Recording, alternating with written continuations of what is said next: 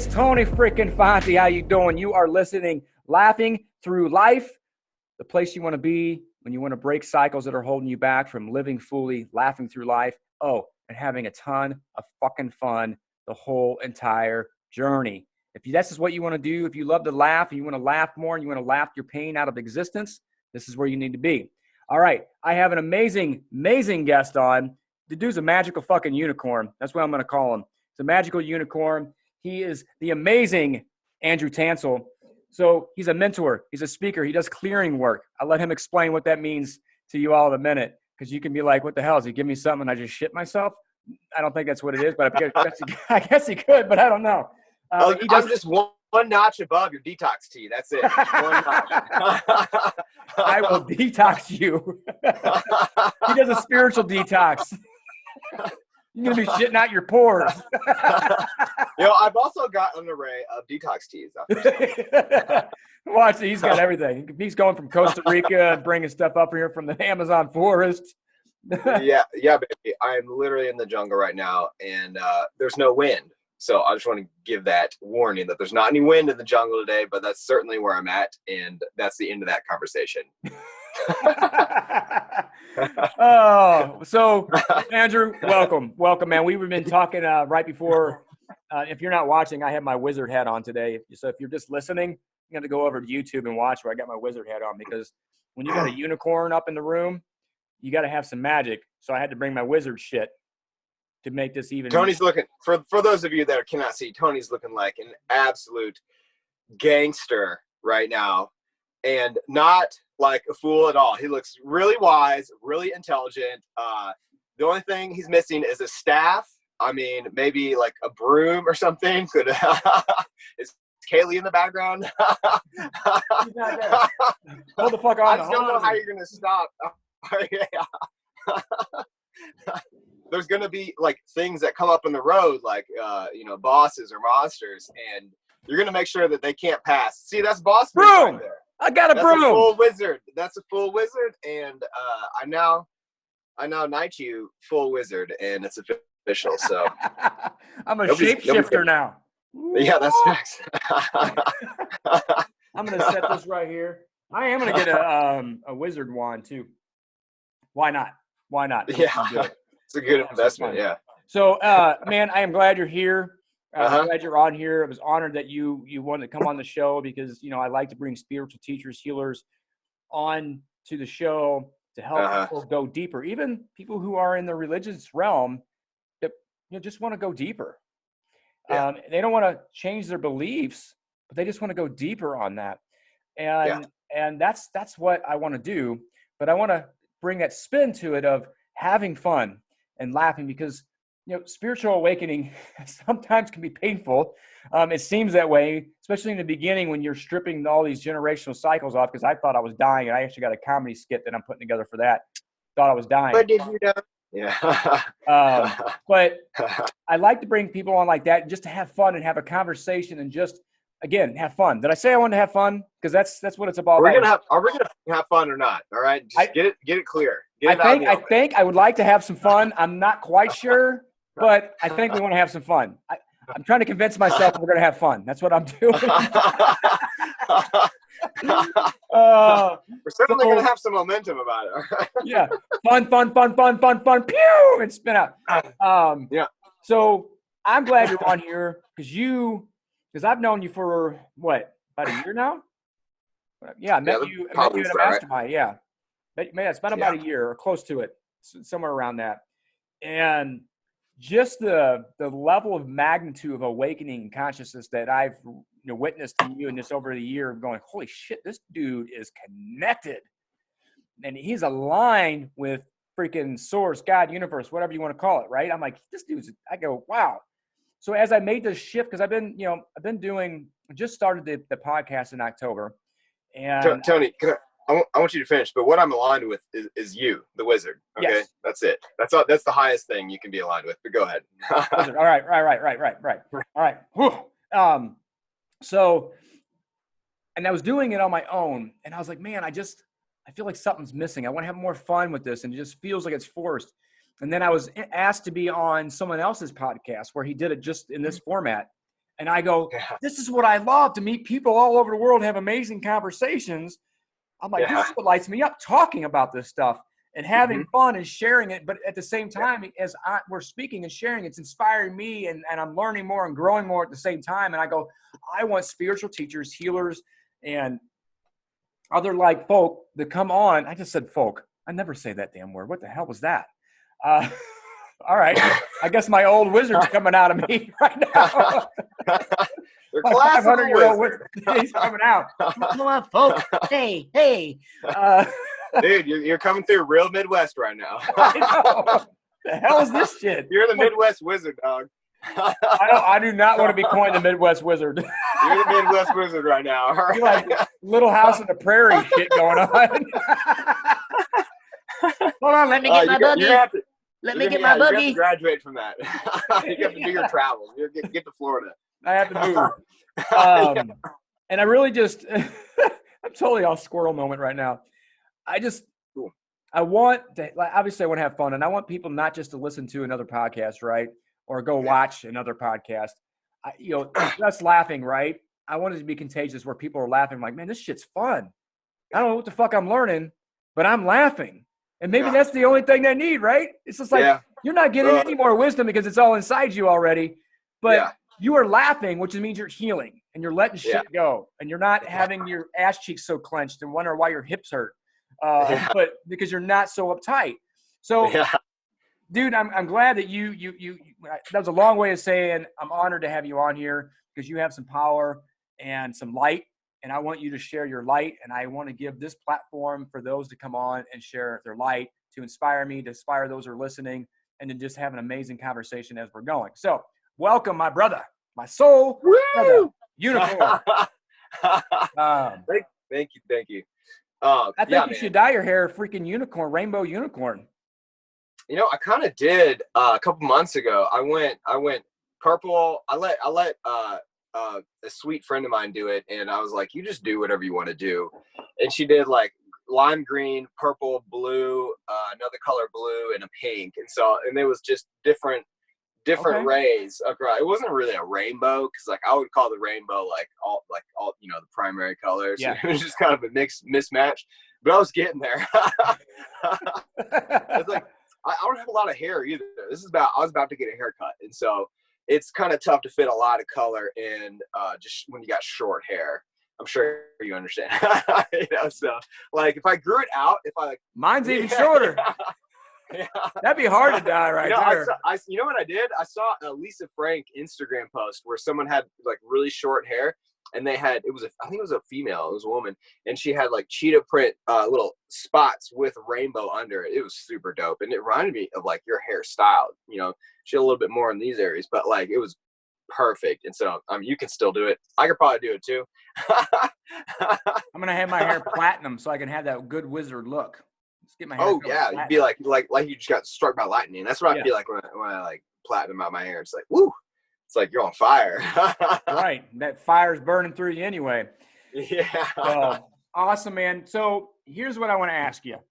Yeah. And I want you to share, because obviously, we're talking about clearing, right? You do a lot of clearing work. Some people are going to, and especially if they're new to this journey, they're going to be like, what the hell is clearing work? And I know we joke around with a detox and all that, but share a little bit about what you do, how you do it, how you got on this journey, and where you've been since then. I know there's a lot of questions, but just go.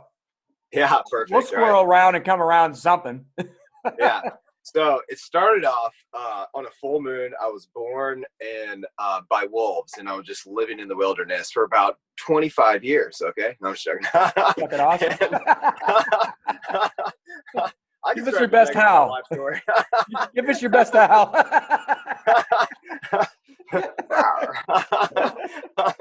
No, yeah.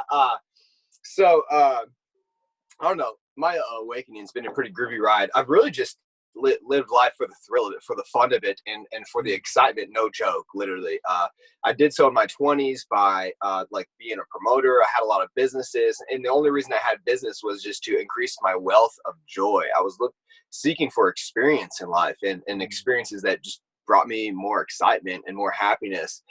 And then I realized that I was sort of flirting with happiness and having it in a non persistent state by like, trying to accumulate friends and accumulate experiences and build up the momentum until finally it burst through and it had that like point of elation. And I wanted something deeper. So, and I wanted something that persisted, like something that was just a sheer aroma of life that just breathed itself through every single moment. And I found that through meditation in my like very late 20s, like 29 and the early 30s. And I read a book, Eckhart Tolle, and Power of Now. It started to become present to this moment. And I found just the right teachers at the right time to really open me up like a book.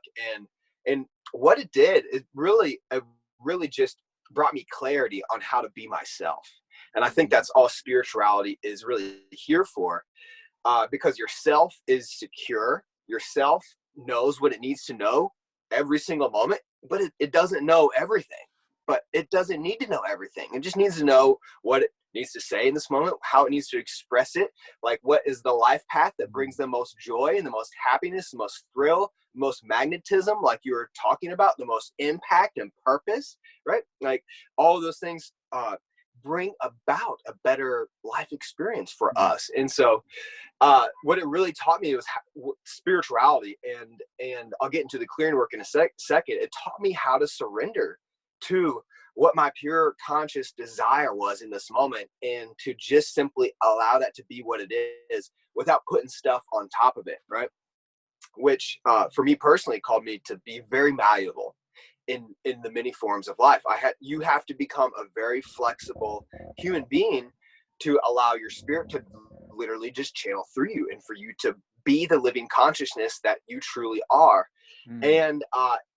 And then I think after I realized that, I sort of just took spirituality and all the concepts and then placed them gently into the gutter, because I don't think there's much use for spirituality besides self-realization, or that very gentle, conscious surrender to yourself. And then yourself guides you the rest of the journey.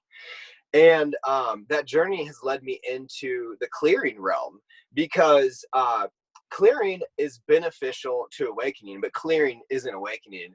And I'll define what clearing is. Clearing is like dusting off the conditioned self, right? The part that's like, has trauma, the part that has fears, the part that isn't awakened and isn't ever going to awaken. But what it does, this is kind of science. This is scientific, and I call it intuitive science because it's repeatable and it's consistent in its outcome. And what it does, what I do in my clearing work, I use a combination of intuition and my understanding of the scientific realm of mind, how mind works, because mind and body and spirit are where all information have been accumulated that supports us living in wholeness, or supports us living in like a disease, or like an unhappy state, right? Yeah. And so what I do is I use my intuition to look at, this is nerdy, but the fields of information that are being fed to your consciousness right here and right now, and I clear the information, I change it, I transmute it, I return it back to the creator, so it expands. Because here in life, like this water bottle, everything has contracted to some degree. Like this is so funny with the little hologram on my screen. Like, this going into another dimension. This is a very accurate representation of what life is. It's a hologram. It's like sort of here, sort of not, right? And so this hologram is light. And this light is being projected by your consciousness, and your consciousness is inherently expanded, right? Like when you're feeling good, when you're feeling vital, when you're feeling like you're in command of this life, you're certain, you're open to loving yourself and to loving the journey that you're on. That's simply because your stream is open and available to your natural consciousness, okay? And so that expanded consciousness forms and it contracts into something smaller, which we call like these human beings, like everything that's in form. And there's nothing bad with something condensing and contracting, but we can change how it condenses into a more liberated or less condensed version of itself, which we call improvement, right? Expansion of the mind, body, and spirit. And so we can become lights. We can become like really ecstatic, really powerful. We can become more potent as this human being. And what I do is I look at that array of energies that are showing up as the mind, body, and spirit. And I look at the seeds that might be inhibiting your highest evolutionary potential, right? Because Tony has been improving his entire life. That's just simple fact. Everyone has. That's what life does. It evolves itself, okay? And there's more efficient ways to evolve once you access all that information that's accumulated typically in the unconscious mind. And all you need, this is the interesting definition of unconscious. It's something that you're not currently aware of. And that's it. You still have access to all this information. So what I do is I teach people, one, how to access this information, right? Like intuition can be improved for everyone. In fact, it's a very scientific process to improve it, right? and number two, like after it's improved, you can understand protocols or methods to just clear the information and return it back to its liberated state. And so that you feel more vital, more certain, more loving, more in a state of surrender and allowing that beautiful, bright self that you are just to pass through this human being. And so you'll have more loving relationships, you'll attract more abundance, and you'll really, really, really enjoy your life. And so that's what I do in a nutshell. I mean, if you want, if maybe down the line, we'll do an example or something of what it's like and what it feels like for your viewers. It's just a lot of fun. It's a lot of fun to be less conditioned, to be less limited. And I think it helps the awakening process, because the awakening process is one of just taking awareness out of this conditioned self and onto your limitless being, your limitless presence, and then remembering over time coming, it feeds you knowing. It's like a pass through. It's a flavor that just moves through you. And that knowing comes to be certainty as it stabilizes, as awareness stabilizes in that presence. And you no longer look at your form as the self that you need to defend, that you need to like protect, that you need to supply for. You just rest in your true self and experience the flavor of it, right? Which was what I was seeking in my 20s. I wanted persistent joy and persistent happiness. And those are the natural states of your true unconditioned self. And so I might be going off the deep end right now. Dude, you went off the deep end freaking long ass time ago. And you did a freaking twist and a gainer. I got a straw that's going all the way up to the air, and I have flexibility. I can stay on the surface. I can go super deep. So you just poke and let me know. You just go, and this is you, and I'm just gonna let you do what you do. No, this is freaking awesome, man. Okay, cool. No, because I was writing some notes. If you saw, I was writing some notes down that I was like, ooh, I wanted you to go deeper on. Okay, cool. Yeah. So you were. We can go deeper. About, what? We can go deeper. It's like, oh, there it is. There's a straw. Go deeper. Okay, got it. Hold on. Diving in. Yeah, because first you're talking about joy and happiness, and that's us in our natural state. Our unconditioned state is this joy, this peace, and this love that we are that just emits from us. And the reason that we feel quote unquote disconnected, because we're never fully disconnected. We can't be, because we are that which we are, right? So you can't fully be disconnected, but you can have a big ass kink in it that makes you feel so diseased that you don't know who you are. And I know for me, it's like, I want to experience, and I said this in the beginning, this year, my word's magical, right? But I want to experience more fun in everything I do, everything. And if I'm not having fun, why am I not having fun? What limitation have I put on myself to prevent me from having fun here? And I get to have fun playing with that limitation instead of going, fuck, what the hell's wrong with me now? I go, okay, something's off in me. Yeah. And now I can do this. Like, for example, Kylie started going to the gym with me. She joined the gym. I added her on. Well, I noticed that because when I'm in the gym, right, when I'm in there, I just get my stuff in and I get in and I get done. It's fun to me by myself, but I'm teaching her and we're going through, and she's just trying to giggle and all this other stuff. I'm like, come on, we got to get it done. And I go, wait a minute. Why am I not having fun with this? Yeah. And it's an old habit of control or how things, it's just a old habit of how I trained myself that I got to Yeah. release. And I'm like, no, I'm not having fun with that. I want to have fun with this, and I want to have fun teaching her. So screw that. But so you want to increase your wealth of joy, and through the joy is where you found more freedom, right? So, and I love that because we have these beliefs, we have these limitations, and then we also use stuff outside of us, dogma or whatever, to hide behind, to mask it, really. I don't want to say hide behind, but in the sense we are, because we're not conscious of it, but that's what we're doing.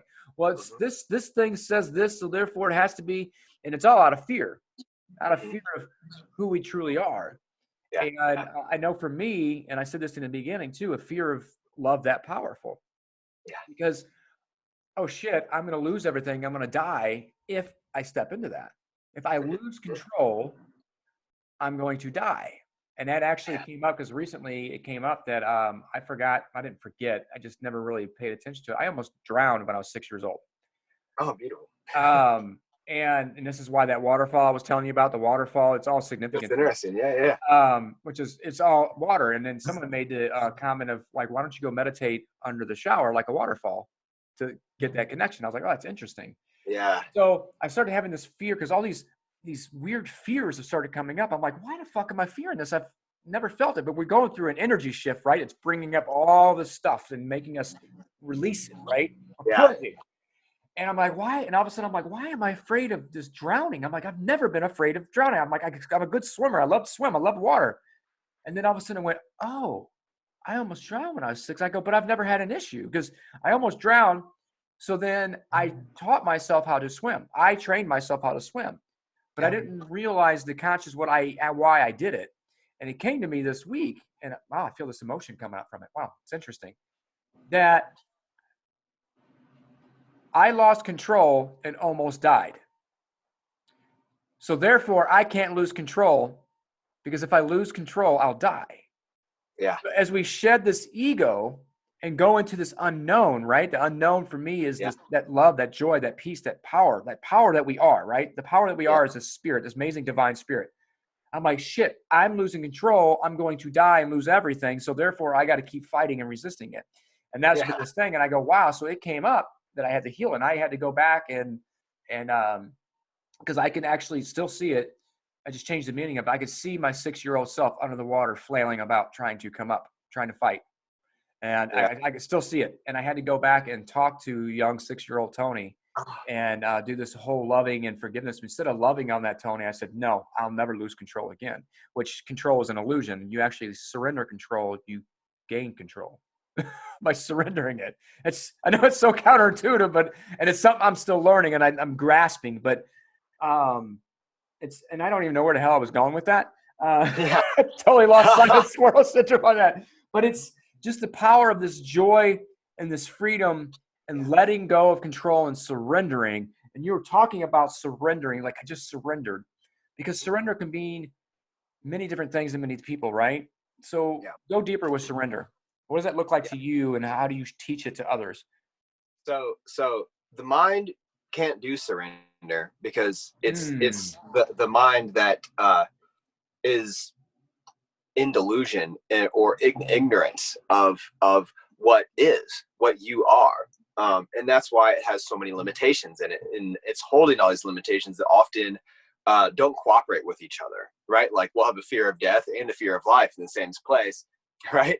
Like, but it's like bipolar. The mind has the mind, its function, I was going to say its interest, but it doesn't have an interest. Its function isn't to make sense. It's to hold information. It's to organize information. It doesn't actually have life itself. It takes our life, our presence, our being, and it organizes it. And then we begin to identify with that small, narrow organization. And that's where human suffering comes from. And so in this experience of surrender, the first step in all of the steps really that you need is to find your true self, which I encourage people to find through the heart, because that's the easiest place to find it. And it feels just like a spaciousness, a feeling presence. It's not something that you look at, you point to, and your mind starts to understand, because it can't fit into your mind because it's too vast, and the mind is very pointy. And it's not a concept. It's simply a spatial experience. It's something that you experience without an ego. And so the first step is finding that space that you surrender to, right? Because like there's the question mark of like, what are you surrendering to? Like step one would imply that you just find the being, the you, the thing that me and you are, like the one thing. And then from that point forward, you surrender to that. And so the first step in my mind, in my experiences when I've led people, is to find that spaciousness, right? And then you've got your thing to surrender to, the living intelligence, the complete intelligence, right? Like I take people through this experience where I have them feel like, just go into the heart with your awareness and just find that spaciousness. It just feels empty.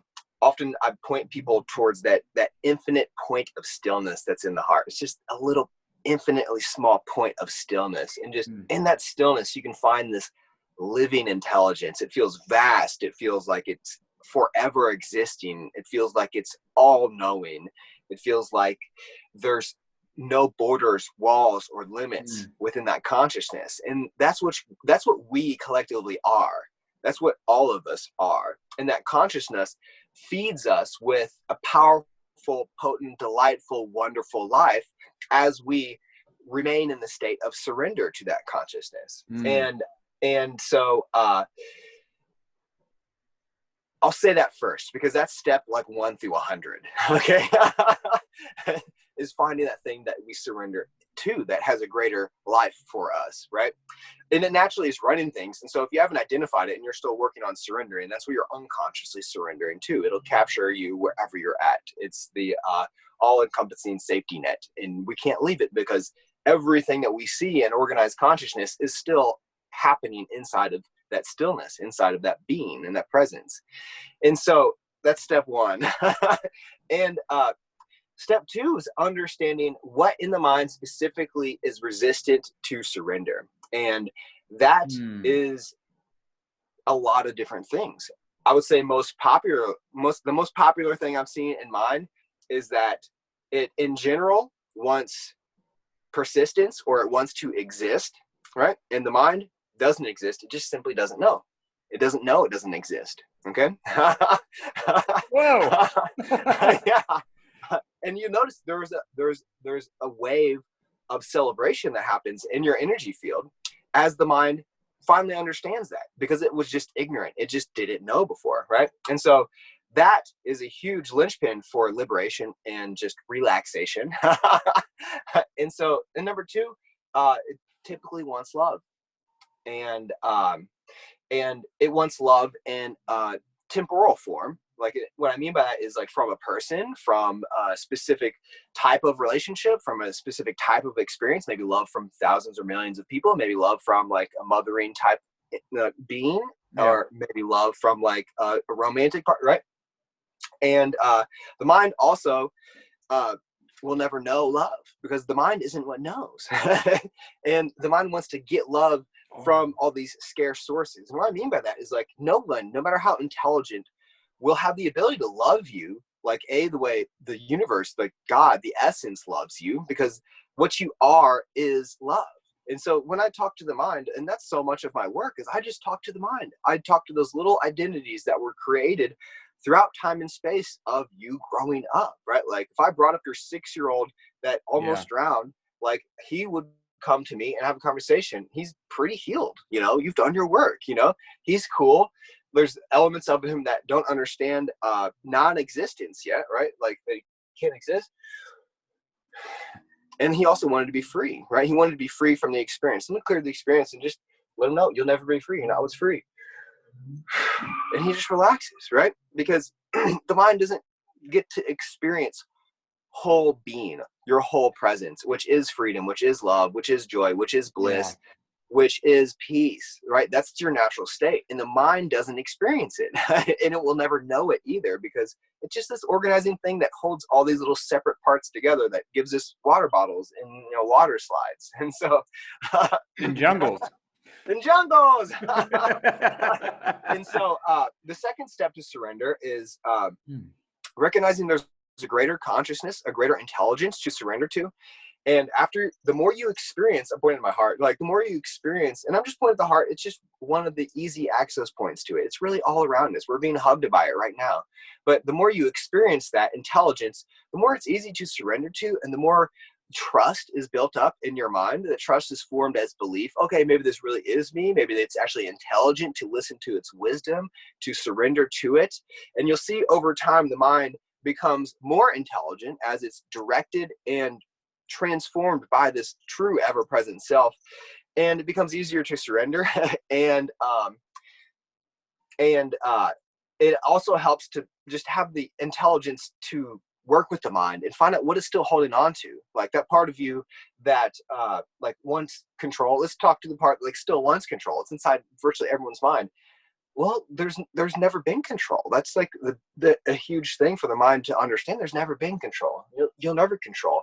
And what I like to help the mind understand is that there's nothing outside the present moment, right? And control is either focused on the past or the future, and that's a projection in mind. And if we're in that projection, if we're in the mind, we're in a narrow condition. We're in a thing that's cut off from the natural abundance of yourself. And so I just talk to the mind. I do something called neutrality protocol, neutralize it to being present, being in the future, being in the past. And then it'll just simply relax, right? It'll just relax into the present moment where you don't need control. But the best thing that you can do to be happy is to be in surrender, or just really to be in acceptance of what is happening right here and right now around you. Because that's where bliss and joy is at, is in this present moment. And it actually never leaves once you start to relax the mind and its projections of what needs to be different and what life has to look like for me to meet a certain level of conditions, for me to feel or give myself permission to be free again, right? And so that was a long answer to like find out what to surrender to, and then find out why the mind's kicking up all this dust. And so you can just easily and compassionately work it back into surrender, And that's what you said was really, really cool. And I love the way you said it. It's just a matter of acceptance of what is, where I think a lot of times, often including myself, because I still find myself, I'll surrender. When I surrender, it feels fucking awesome because I'm not worried about anything. It's like, hey, I'm where I'm at. Here's where I'm at right now, and I'm good. And all of a sudden, I'll go back for whatever reason. I'll go back to, and it's usually in the financial realm, right? Because that's one of my biggest control factors that I'm still releasing, is letting that shit go. And a lot of it's culture, a lot of it's generational stuff, still shedding it. And I'll let it go for a moment, and the next thing you know, I'm like, oh shit, I got to have this right by this. I'm going here, and I got to do this, and it'll come back. But when I actually surrender and say, you know what, I'm going to trust. I'm trusting myself, and I'm trusting God, because I know that it's going to be okay. And then all of a sudden the mind's like, fuck, no. And then and then I'm like freaking out. But I noticed that when I surrender, it's so fucking peaceful. And I'm like, right now, this is what I have. Right now, this is what I got. And I know it's going to change, because we know that when we're connected in a line, we have infinite number of possibilities. But when we're worried about something, like, okay, I got this much, and I'm just using money as an example, right? Sure, And I was like, okay, I got this much in my account. I have this much coming in. Fuck. But it's like, in universe, it's like, will you stop so I can send you some shit? I'm like, there's so many opportunities here, and you're so focused here, and I can't give it to you. And you're asking me to give it to you, but you're blocking it. Cut it out, asshole. I mean, it's like, but when you open, and just for instance, like I stepped back for a moment, right? And next, I had 2 people reach out to me to work with me. And I was like, holy crap, I haven't done anything. They found me on Google. And I'm like, I have never had that happen. But I stepped back, and it happened.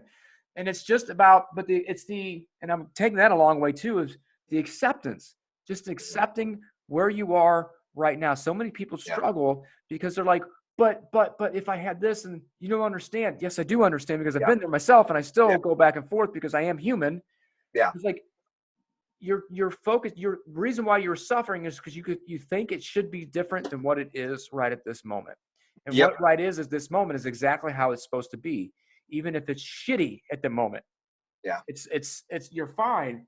And dude, I love the analogy of the surrendering too. I mean, I got so many fucking notes here. I'm like, fuck, shut up for a minute so I can say this, because it's like, holy crap, I'm like, woo, over here.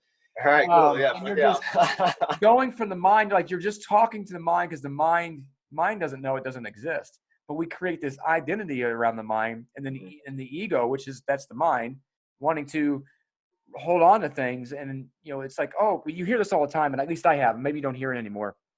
People are like, oh, you can't lead from the heart. You got to lead from the mind. You got to train your mind to push out all the emotions. And I just laugh when I hear people say that now. And I'm like, no, we're emotional beings. No matter how much logic you put into it, emotions behind it. It's not about pushing emotions away. I'm like, you got to feel that shit and understand that your heart is the center of it. Well, I led with my heart and I got burnt before. And I'm like, either you didn't get burnt, you were supposed to experience that way, or it really wasn't from the heart in the first place. In your mind saying that. But you just talk about how, God, there's so much I can't even wrap my head around it right now, because there's like, boom, you just exploded my head. Even with it's all in my wizard hat, but but it's just a wizard hat off. It's gonna be a mess. It's gonna be mush and all over the place. It's like, holy shit, man! It's like the mind doesn't exist, and the mind's seeking. I think this is how you said it: seeking love, but doesn't know how to love, because that love doesn't come from that. It can't be whole love. Here's the thing: the mind can experience parts of love, right? It can experience parts of joy. It can experience, that's what we call like elation or excitement, when it comes through like the form of an experience. But you'll also know, if you're in the most excited state, it's not as transcendent when you're in full surrender, where there's no reason tied to it, right? And some people have a certain skill where they can really be in that state of surrender as they live their life, and just be in that powerful, open, full being, full presence of joy state, regardless of circumstances, right? Like yogis and people that have just been born open, and they didn't pick up so many conditions in their childhood. But the beauty of it is everyone can do it. And the mind is not the vehicle for experiencing that whole being, that whole presence. See, and this was like a conundrum for me for a long time, because I didn't know what else there was. Okay. I was a mind explorer for many years. When I was reading books, when I was listening to seminars, I was listening to Joe Dispenza about rewire your brain, et cetera, et cetera, et cetera. And when I look at teachers like that, there's a certain limit on the consciousness that they can behold and be an example of. And so in order to get higher, they're going to have to surrender and just live from wholeness. And so what experiencing your whole being, your whole joy, your whole love, whole anything is, it's simply pulling awareness out of the narrow mind and surrendering it to the heart, where you can experience with your feeling presence, which isn't like a thing you can analyze or even explain, but awareness in your feeling being can experience whole love, whole joy, whole everything. And that can only happen in this moment. And it can only happen after you liberate awareness from that narrow pointed mind and relax or release those identities that is combining all your awareness or all your energy into these little ideas of yourself, right? Yeah. And it's funny when I speak with my mentor, we just laugh like half the time, and I do the same thing with my clients. We spend half the time laughing, because there's nothing you need to do once you really center your awareness in your unconditioned self. There's nothing you need to do, because there's nothing you can possibly add to wholeness. And what I mean by that is, like, your presence, your being has never changed, has never suffered, will never suffer. In fact, there's nothing that needs to change once you find that, once you rest in that. And it's also funny because being nothing is the happiest state, and that's mind blowing to like an achievement culture, a culture that's very future focused on improvement and acceleration, when acceleration and improvement point to change. Point to the need to change, like it's going to reach a better state and a better level of happiness or a better level of fulfillment, when it will, but that fulfillment will be half-cocked or missing something. And that's why it's a never-ending paradigm of continuing to improve until you realize a deeper self that's within you that is already happy. It's already blissed out. It can sit on the couch for days and just be as peaceful and in a state of serenity as every single day. Like when you find that perfect state and in your meditation or however you find it, it's just persistent, right?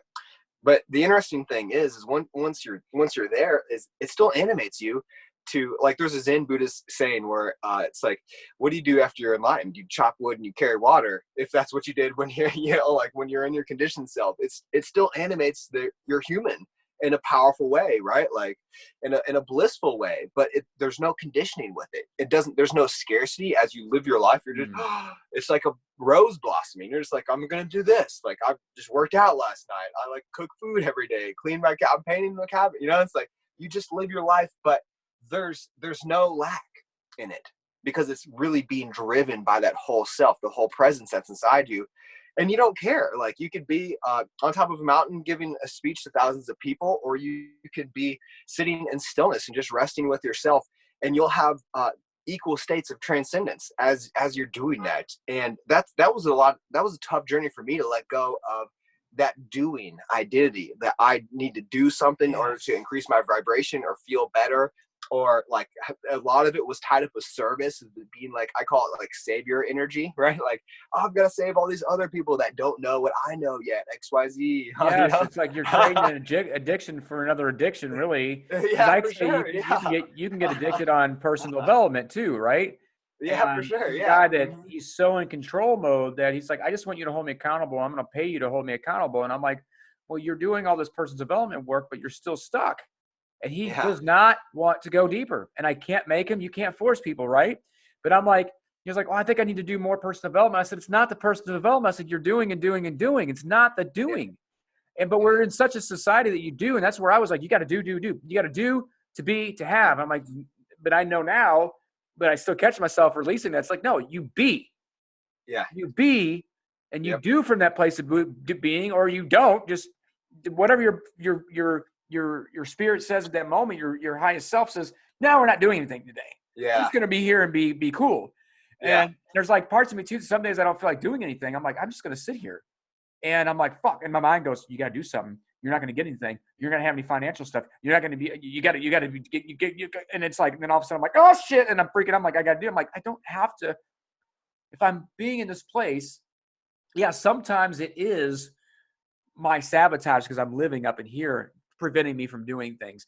But there's also a knowing there's a different knowing, right? And it's like you were saying, it's like, it's hard to explain this place of being and this place of knowing, knowing truth as you're connected. Yeah. Like, It's hard to describe how that feels. It's just like, it's not like, is it? It's okay to like, no, when you are connected, you feel this truth. Yeah. And it's like, wow, like when something comes to me, I'm like, holy shit, that's what that means. Yeah.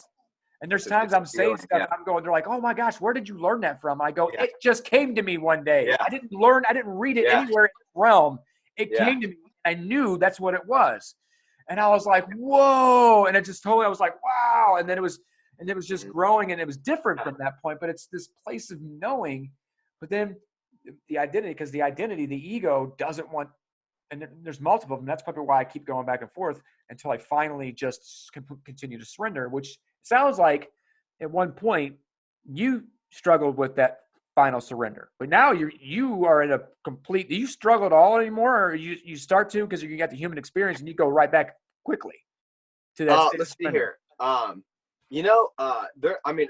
still have a conditioned self. And so like that self is still improving and still kicks up dust. But,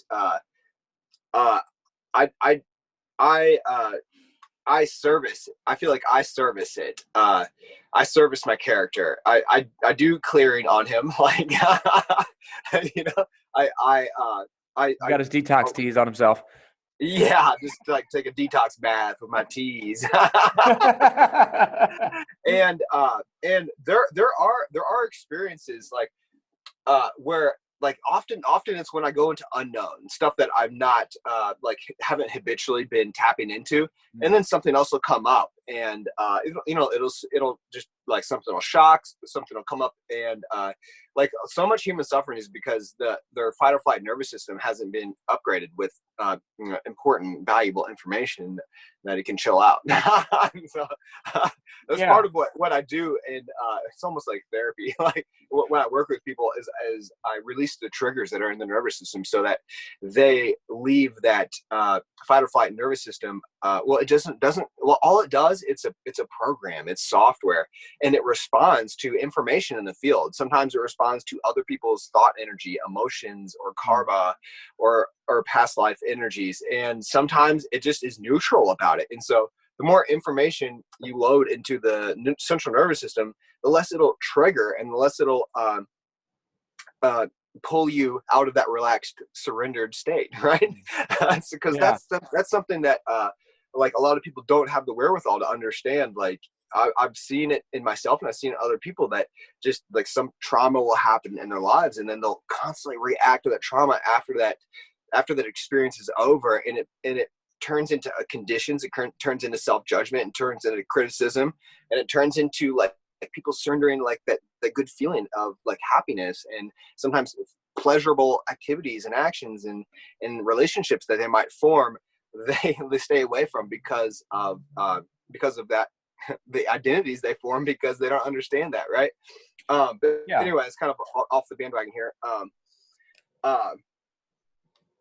And like true serenity just comes through in this moment. And so that's literally at the core of everybody's teaching that's got anything worth teaching, whether it's in business, whether it's in money making, is to exist and to experience and to welcome as an invitation. That's something our cultures like really miss the boat on, is the ability to receive.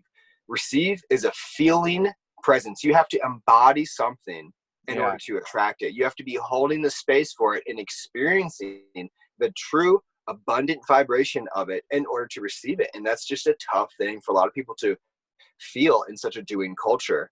And so right? The doing really comes from a place of fear.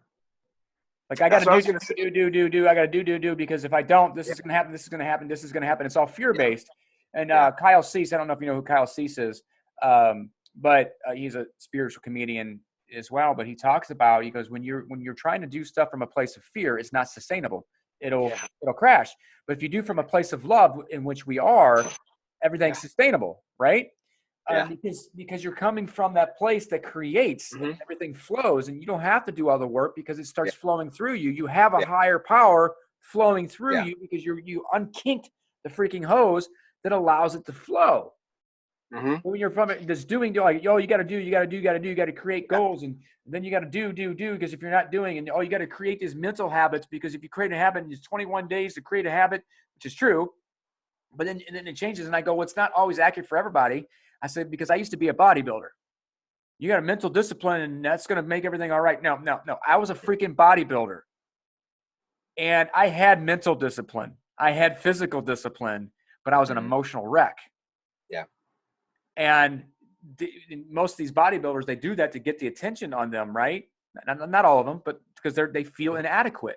And we're so damn disconnected from ourselves. We're doing so we can feel adequate, feel loving. And the reason we can't receive, and I'm glad you said that, and this is my belief, the reason we can't receive is because we don't feel deserving of this receiving. And so we think that we can give. And I tell these people all the time, I said, you are a giver. And I said, your problem is you can't receive fully because you don't feel you deserve it. And they're like, well, how the fuck do you know that? I said, because I've been one of those. It's like, you don't feel worthy of it, so you give. I'll give you love. I'll sacrifice myself. And it's like this self-sacrifice. And it's like, there's only so much you can sacrifice until you're nothing for anybody. This is why you have to be selfish and really, really love on yourself in order to be anything to anybody else. Is you got to take ownership of yourself and stop sacrificing. But we have so much in a lot of the religion, the sacrificing and the suffering. Suffering is inevitable. And I'm like, no, suffering is a choice. Challenges, sure, we're going to have challenges, right? That helps with our evolution, but the suffering is optional. Yeah, that's one of. No, you go ahead. That's one of the things I was going to say is about your buddy, and in the like the aggressive growth cycle, right? Like making choices and making change, because that's a powerful way to improve yourself, and it's a powerful way to, you know, create a better life. But there's an element that is missing for some people, and that element is just absolute self-acceptance of where you are and who you are in this moment. And when you combine that self-acceptance, I believe that self-acceptance is probably more attractive and probably more valuable than self-improvement, genuinely. Right? Like if you have mastered self-acceptance, like you're gonna be a lot easier to be around. You know? Yeah, because then you can laugh at yourself when you fuck up. Friend in high school and just like smelled like pizza, but like, you know, they were really comfortable and confident with themselves. They probably had success in like the areas of life that they actually did care about, right? And it's a powerful trait that is potent, is when you have that self-acceptance. And so if you're going to be one of those like really self-help, self-improvement, if that's how you're engineered, or if that's how you just love to live your life, you've got to have that other element, which is literally 50% of just self-acceptance, and knowing that this is good enough where I'm at, and this is a delightful life that I have as it is. Yeah. And then you can move forward with joy, with appreciation, with gratitude, with happiness. When you start happy, you can end like, I love those before and after pictures. Yeah. Ooh, it's like chunky, and then like, yeah, like when you're, you know, it's like that's why most people either stop improvement, is because they've tied their happiness to it. You've got to find your happiness that's already in this moment, and you can only find it in this moment through self-acceptance. Dude, I love that you said that, is because you see people dieting and then it fails, and they keep seeing it because they're not accepting themselves. And there's still things in me, the human experience, that I don't accept in myself and how I look. It's like, it's a constant, but I'm, you know, it's like, oh wait, no, stop that, Tony. You're good right where you are. You're amazing right where you are, and you're doing all this work. Yeah. But you see that with people, just, you know, they'll lose weight and they'll gain it back. They'll lose weight and they gain it back because they're seeking outside of them, because the mind says, I need happiness outside of me. I need this thing. I need this person. I need this event. I need this job in order to be happy. And then they get it. And then a few minutes later, it's fleeting. And then there's a lot of teachings going on that teach just from the mind and how to improve the mind. It's like, oh, like when I was younger, you know, in my 20s, right? And I was in college, and I was on medicine because I had depression. They're like, oh, you got a chemical imbalance. And I'm leading this because you said something a minute ago. You have a chemical balance, and you'll probably always be on medicine. I'm fucking free as I've ever been now, because I went within. But it's the reason we're in a chemical imbalance, and this is my belief on that. And I think there's some signs, and I just know this. I don't need to. Yeah. Thing is because we are in fight or flight. We're stuck in fight or flight. So of course, all our hormones are going to the fight or flight. Yeah. In a homeostasis. Not smart brain. Yeah. So your chemicals are effed up. So let's heal the things. And you got all these mental illnesses and these addictions and these physical ailments because people are trying to escape, but they don't understand that you're like, oh, just got to keep going from the mind, keep going from the mind, keep going from the mind. It's like, no, let's get out of the damn mind. Start going back to who we are, is back into this heart, which is the master key to get to our true self, to be free. Yeah, you're not always going to have people are like, how the hell are you just laughing all the time? I'm like, man, I'm fucking free as I've ever been. Am I completely free? No, I still have my moments, but I can laugh.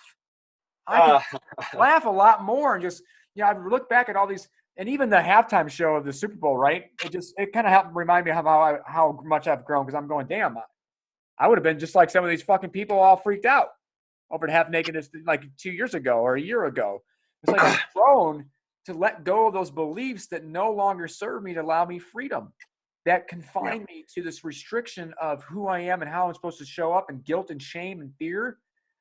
But I also get, and that's one of the things too I'm working through, is letting go some of this resentment of some of those old beliefs, and realizing and saying, no, I have the right answer, which makes me higher than them, and that's just stupid. So I can laugh. I'm like, this is fucking dumb. I'm just trading a higher, holier than thou thing for another holier than thou. I'm like, there's multiple ways to one fucking place, and everybody has their own damn journey to get there. And if that's what their journey is, that's their journey. I'm in a different spot. Just like Jesus said, those who hear my voice will be saved, right? Because they'll hear the truth. They're ready for that level of truth. Like everybody listening to this, listening to you, they're not ready for it. And that's okay. they got to be somewhere where they can hear their truth at that moment that allow them to get to the next level until they're like, okay. You gotta have the experience. Like, I mean, like you can talk all day, and this is what I do with people in my mentoring group and with in my mastermind is we bring up the experiences. Like we straight up go into the heart and we just experience it, right? Like when you experience it and just it washes over you, right? Like when you had that near death experience, like you knew that like you were close to it right there. You know what I'm saying? Like that's a powerful place to be, right? And like one of the things that I do with my clients, this is kind of like a sidebar. It's the fire truck pulling up. is you're on fire. Woo! is I have them welcome death, right? So much of abundance and finances and money beliefs are tied up with some sort of survival mechanism within their mind body, and that clenches them up and it cuts them off from that universal flow of abundance, like you were speaking about earlier. And so I just have them, part of the mind that's afraid to die, I just have them go into their heart and go into the wholeness and welcome death, bring them on in, experience him fully, right? Like keep them in there, right? Like what happens is your mind and everything else within your system recognizes that death isn't that big of a deal. You experience death and you experience right after that the life that's beneath it. and you do this over and over. Piece that's still going. I'm still going. Repeat. Yeah, death or alive, you're still going to be happy and at peace, whether you're paying attention to it or not. Yeah, there's things that I've died to already. Because if I'm not, I wouldn't have evolved. So there's things that have died, but it's that final letting go and stepping into that power. But it's that letting go of that final piece of letting go of that control, which I'm going, nope. It's that it's my body's fighting. And then there's the soul's going, you can't beat me. You can resist me for so long. And at some point we're going to combine. Yeah. And you're just going to have to accept it. Like when I was talking in the beginning, right? When I had that dream and I was holding on to Jesus and I had this baggage and there's that waterfall in front of me. Right. And he's like, you're going over and that waterfall. And on the bottom of the waterfall was really my soul and the ego combining. It's like the physical realm. And then he goes, that's going to happen. You have no choice now. You got stuff to do. You're going to do it. So you can let go of that baggage or it's going to hurt a little bit.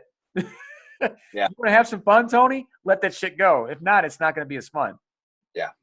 And that's that piece of body's resisting, but I'm more open to surrendering more and more.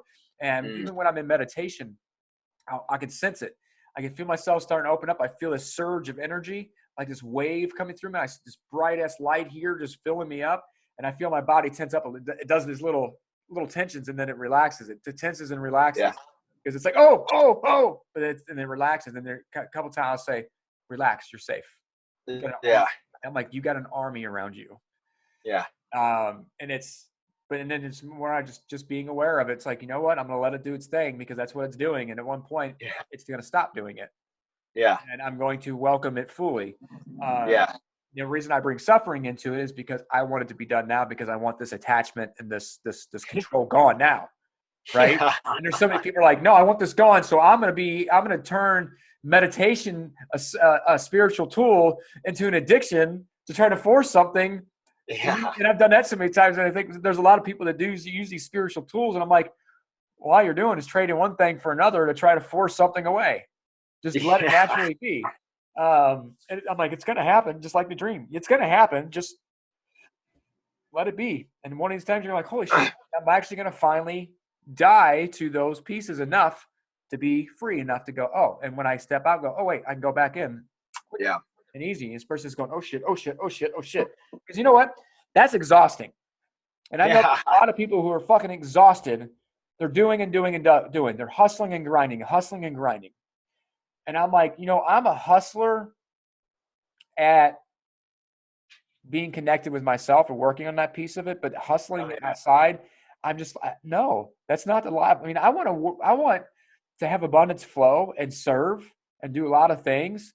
Yeah. But spend most of my time on the beach, traveling, having Yeah. doing other things. You gotta relax your hustle muscle. It's like, I don't want to hustle. You gotta welcome your abundance muscle, which is a receiving muscle, right? Yeah, instead of when we try to hustle and grind and we're trying to force it, right? And when we try to force it, honor it, but we may have some tinkle in. We may have some tinkling. Yeah. It'll work sometimes. It'll work a lot of times. But a lot of times it'll prevent for some people. It just depends on where their level of scarcity is. Yeah. Because there's a lot of people who are wealthy, right? Who are just miserable. And there's a come lot up of with wealthy what people. happened. Yeah. A lot of wealthy people who are so open. They're like, I'll lose it, but I know how to get it back because I just let it flow. Yeah. That's it right and there. that's the state of being that we were meant to be in. It's like, hey, let's let it flow, because if I let it flow, it comes through me. Yeah. And then when we're trying to force, I'm like, I don't want to be a wealthy guy that is so constricted. But I've also been the guy that prevented money from coming in because I was scared of it. I didn't deserve it. It was inadequate. Oh man. Yeah. all that shit in my head, my brain. Yeah. No, you don't deserve it. Oh, I got to suffer just like my family suffered. Fuck, I'm breaking the cycle. You could just join me over here. I'm doing it. I think you've really embraced one of those powerful tools, which is just poking fun at life and to liberate itself, right? And your podcast is such a powerful tool to just simply laugh at life, laugh at suffering, laugh at death, laugh at everything, right? Laugh at scarcity, because when you start laughing, you become neutral to it. And when you're neutral to it, this is what I do whenever I work with people and bring them into abundance. Is the first thing I do is I neutralize them to what they're seeking to manifest, neutralize them to the outcomes, and neutralize them to the desire, right? Because when you're neutral to it, all of a sudden you become bigger. All of a sudden you become bigger than maybe the problem. You become bigger than money. Of course money's going to come to you. You're vaster than it. You're more abundant than it, right? Yeah. If you're more abundant than clients, like if you have an access to this information that's more abundant, of course they're going to find you. It's the law of physics, right? Like if you're a higher vibration, they're going to find you, you know? And so, being neutral to like whatever happens in laughter and comedy is just such a powerful way to poke fun at to two ends of the spectrum. Like, this is so serious. Like, I can't have this. Like, it's like all that stuff. So like it just brings a different perspective, and that perspective helps open people up, and it's obviously helped open you up and created such a transcendent version of you in the process, because it's healed you in so many ways, and I expect it to continue to heal you in many other people, and because that's what it does, right? It breaks the restraints, and because I always had this gift of being able to make people laugh, right? But I did it, and you see this in a lot of comedians, and the one that I always go to is Robin Williams. I thought, man, that dude was a genius. He was amazing. Dude. But a lot of comedians, they have a lot of inner pain, right? Mm-hmm. And the reason that they're comedians is because they don't want other people to feel the way they feel, so they go and laugh. But they have this gift of laughter, making people laugh. Yeah. Well, I had the same gift, but I used it to hide my own pain. And I didn't want to use it, but now I'm like, fuck, I'm going to use it to laugh at my own pain. Yeah. Because that's amazing. And then when I'm doing that, and people are like, how the hell are you doing that? I'm like, motherfucker, you're dealing with this shit too. And so it's like, and then they go, oh, I can laugh at this too. And I'm like, look, laugh at how uptight your ass is. Mm-hmm. Laugh at how legalistic you are right now in this belief over here. Hold on. I'm like, how foolish it is, and how much judgment it is. And you're hiding behind your own judgment on yourself, behind this belief. And I'm like, it's fucking funny. Yeah, I got on a stripper pole, if you want to use a stripper pole, because I'm like, I'm going to make fun of this. And it was funny, and I'm going to have some bloopers on that stuff too, because I want to learn. I'm going to make fun of every taboo thing that's out there so that we can laugh it out of existence, because laughter, there's so much healing in laughter. I mean, there's so many studies out there. I'm like, let's fucking laugh more. We'd have less wars. Yeah. If we got back to our true self, we laugh. We're like, oh, President Trump doing this stupid shit. You just fucking laugh. You laugh at freaking Russia, or laugh. I mean, just laughing. Oh, Iran's got another freaking. I mean, it's just, you just start laughing, and it would break up this monotony of how the world is. And man, I just want people to fucking laugh and have fun. I mean, people are like, how do you do it? And I'm like, because I've cleared myself enough to be able to do that. I don't laugh at all the seriousness. Do I still have it? Yeah. I'm still walking through, and I'm laughing, learning to laugh more at that, so then I can That's good. That's good. That's good. Like people, it's like I had this one joke. I'm like, some people are probably going to be like, oh damn, how can he talk about that and laugh about it? Laugh at how I used to be abusive. I'm not that guy anymore. Let's laugh. I'm laughing out. It's not like I'm still beating, or being abusive mentally, emotionally, or physically to my daughter or anything, right? It's like, I'm not doing it anymore. I'm not that guy. Yeah. So I'm going to laugh at it. Why would I still hold on to the guilt and shame? I'm like, man, I used to do this and be like freaking psycho.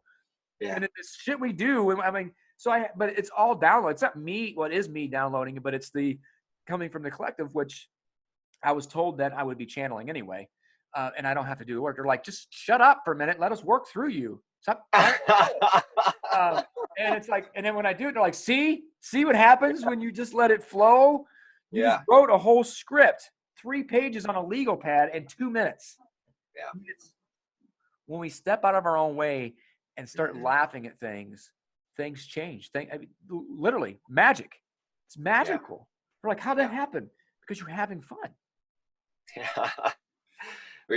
You're preaching to the choir, because I love it, man. I love it. I love everything that you're living, that you're an embodiment of, and I believe that we're stepping into a culture that is just not going to take stuff seriously, right? Like if you met some of the kids, like they don't care. I'm gonna laugh. I don't want to do that. They're liberated. They're coming through liberated, and when you're happy and you're liberated, you're already free.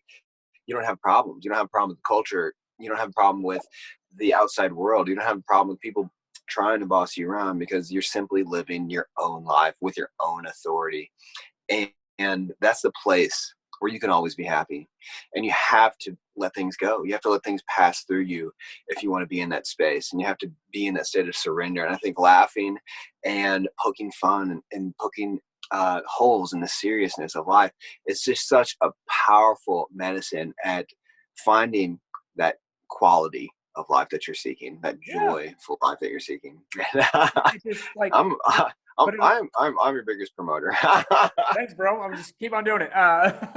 But it's like you're saying, like the younger crowd or the crowd now. It's like, and you see a lot more creativity coming from that because they're not as hindered, because they're flowing. They're like, you know what? We're done. Like we're seeing this shift in energy anyway, right? This shifting energy of the earth and the planet. We see all this stuff going on, right? Yeah. We could say it's woo-wee or whatever, but man, shit's happening. We know it.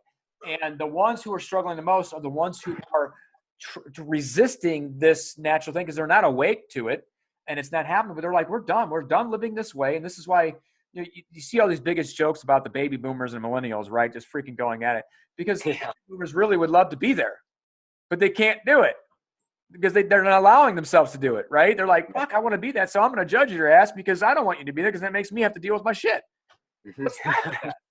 Fucking laugh at it. I'm like, I'm gonna laugh on it on stage. I'm gonna laugh at myself because if I could laugh at myself, he gives permission to laugh. People laugh at themselves. Yeah. I mean, I do it all the time. I'm on the phone with my client. I said a word. I was trying to say disconnected, and I said deconnected, and I'm like, what the fuck is that? I'm like, I just made that up. I'm like, well, I can't talk today, and I just started laughing, and then I started using it during our session, and she's like in a moment of like just dealing with some stuff, like some pain coming up. And then I said that, like comic, she's laughing and crying at the same time. I said, isn't that beautiful? You can do that. And I tell people, I was like, I'm going to have you angry. I'm going to have you crying. And I'm going to have you laughing. And I said, sometimes you're going to do all 3 at the same fucking time. And they're like, how's that going to happen? I go, watch. Wave my damn freaking wand around and bam. They're like, you're an asshole. And they're like, how's this happen? And they're crying because I'm like, now you're liberated because you can do that. So it's freaking powerful, man. This stuff has been, wow. You've opened my eyes to a new level, which I knew that you would, because you you have a different spin on things and the whole clearing side of how you do things and going in and which is interesting. You say you talk to the mind and get it to clear through the mind and get it to be, hey, this is what's really going on. Yeah, just get it to let go. Just sit still. Sit in your stillness. and people try to force that. I got to do this from the mind. I got to do this from the mind. I got to train my mind. Got to train my mind. And I'm like, man, when I hear that now, I'm like, that's exhausting. I did that for years.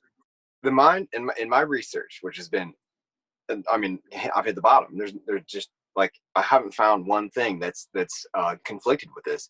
The mind wants 5 things. always. Universally, I can't see my fingers. You're a hologram again. Yeah, it's a hologram, baby. The mind wants 5 things. It wants love, it wants peace, it wants bliss, it wants joy, and it wants freedom.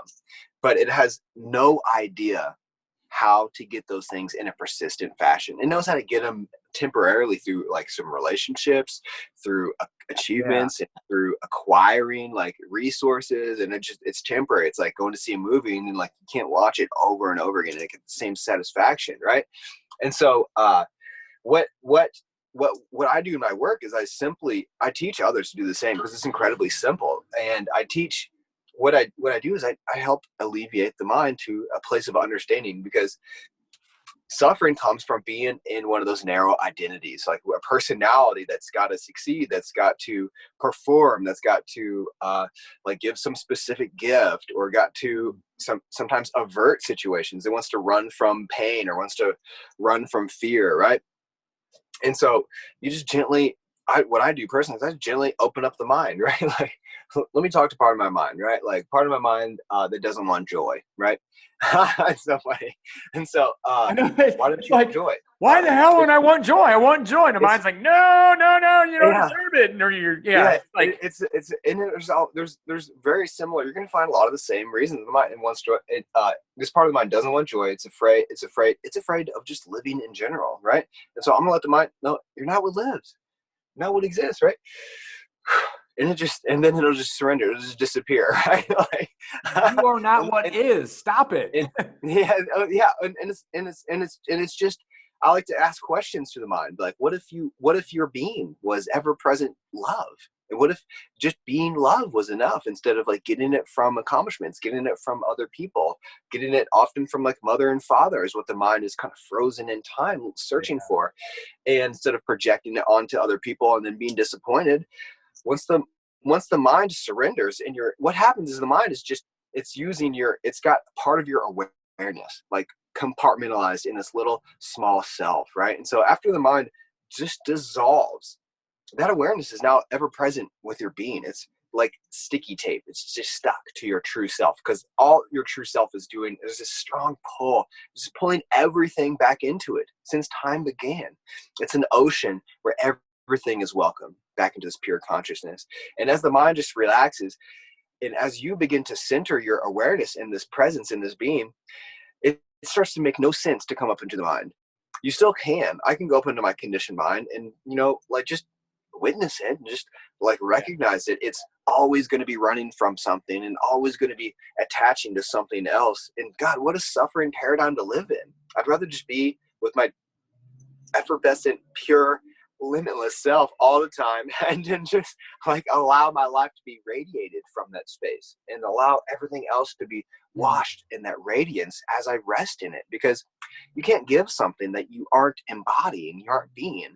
And everybody, like we just mentioned, wants love, joy, peace, freedom, bliss. If you're in the heart, you're experiencing and radiating that wholeness, which is the highest vibe. And from that wholeness, you're going to have all of those resources to give the children, the world, the leaders, anybody that's in your environment. You're going to have that resource to give.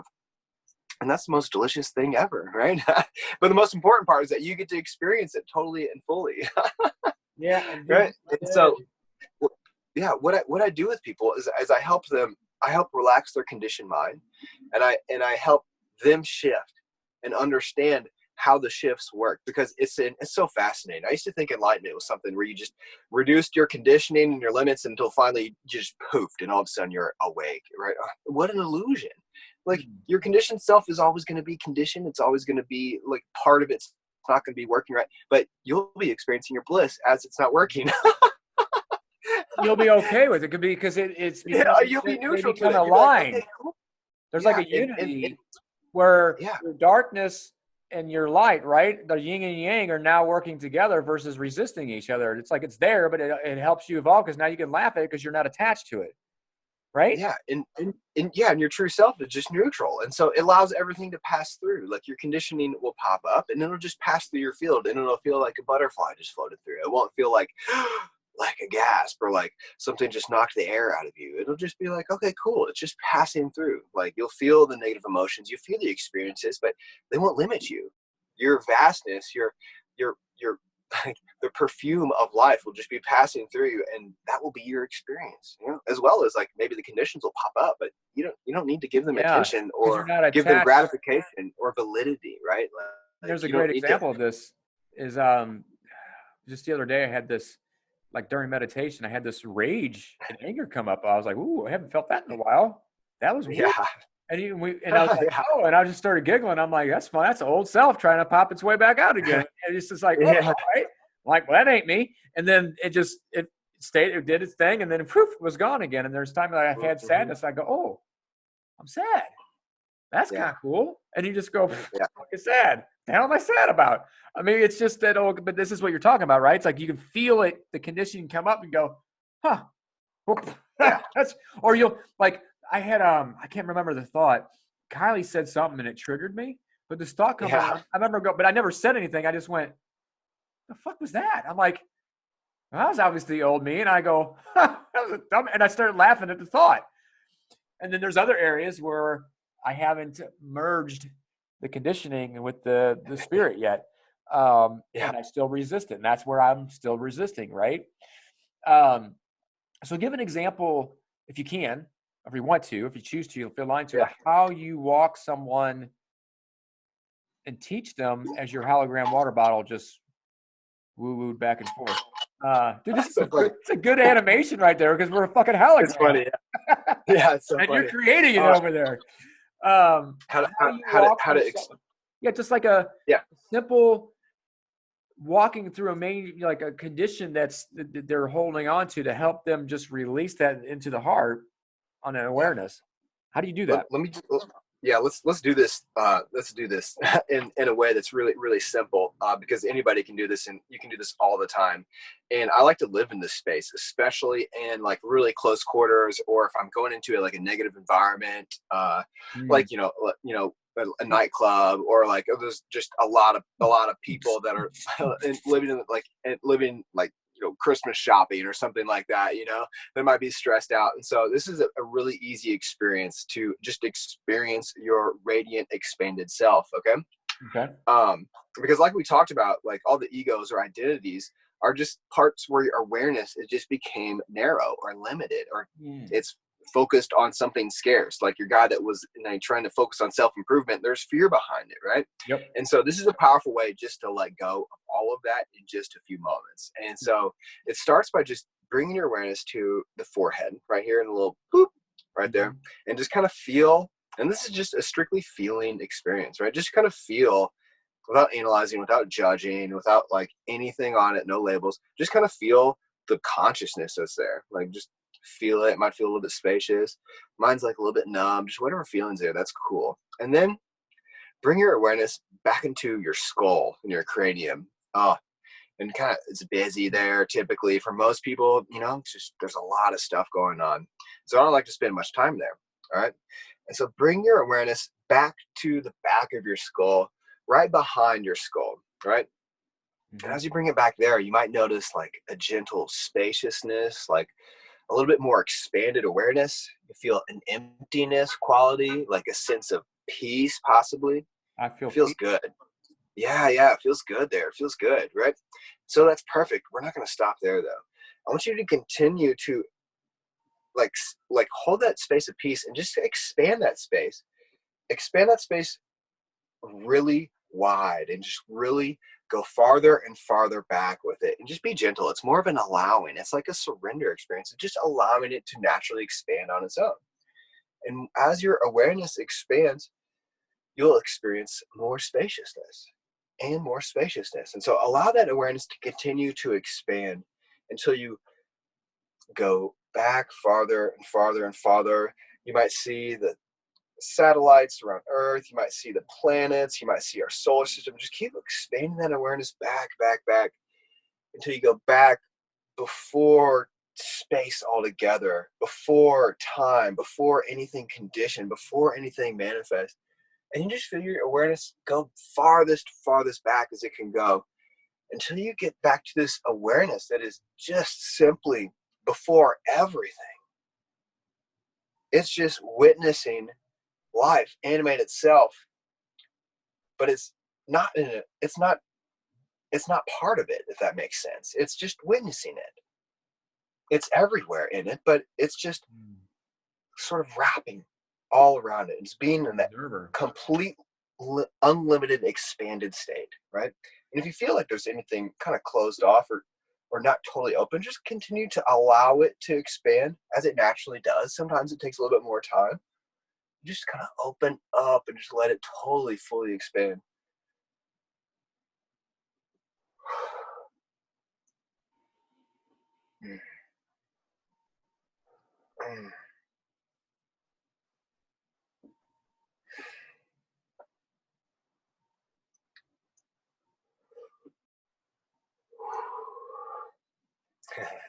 And then you can open your eyes and just kind of look around the space, and you'll notice a quality of consciousness where everything feels, I call it like a quality of isness. It feels like it exists, and it all feels like the same thing.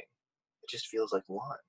Like you look at me, you look at the room, you look at the space, everything feels like this one thing. And that's the quality of spaciousness that we naturally are.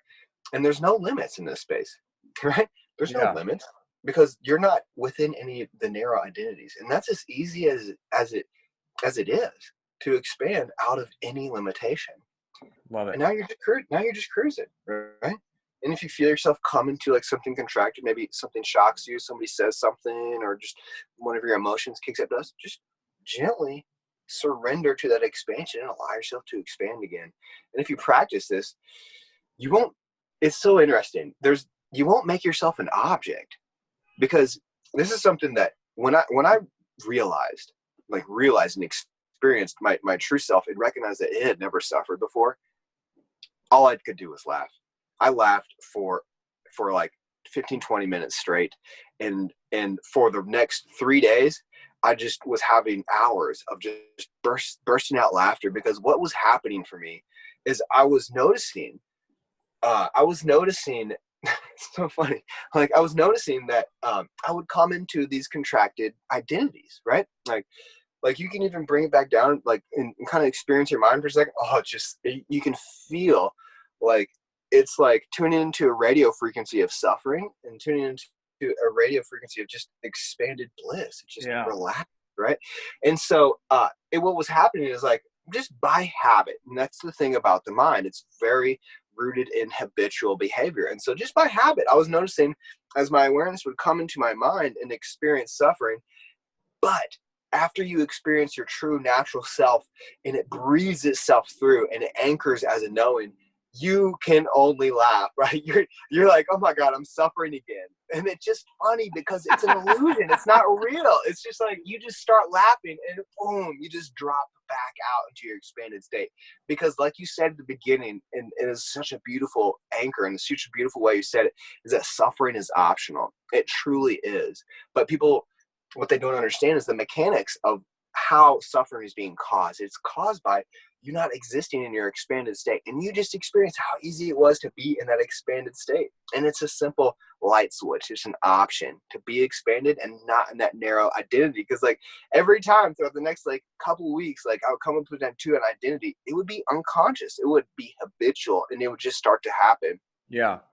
And then when I realized I was suffering, I would just look at it and just start laughing and just expand again and just blow open my awareness and just be like, oh, I'm not suffering. Like I made a choice that day, that the first day I started laughing. It's a funny story. I've told it a couple of times online. I was just riding my bike down the hill and I was freezing. It was like down a mountain, so I wasn't getting any exercise like on my bike. And I do cold water therapy. And how you like exist in cold water without suffering is you bring all of your awareness out of your mind, which your mind is going to be reacting to shock. It's going to be in your fight or flight if you allow your awareness to be in the mind. So you got to bring it to your belly, to your isness, to your presence, to your being in your belly. And then the thermogenesis starts. Your body starts to generate its own heat. And you also get to experience the peace and the bliss that comes from your presence, because your presence is always peaceful and always blissed out, right? And so I was doing that while I was going down the mountain. That's when I had this realization that true self has never suffered. And I was just feeling it. And I was like, oh my God, it's never suffered. And that what that meant was that I never had a childhood. That was a huge awakening for me. I didn't have a childhood. Okay. Like the true self animated a projection, an illusion, a hologram of this guy, a human being that had a childhood and that had suffering and had trauma. Just part of a projection, part of this water bottle that seems to just disappear. That's how firm our lives are. They're very malleable. And it's very easy to just let it all go and to stop suffering. That's it.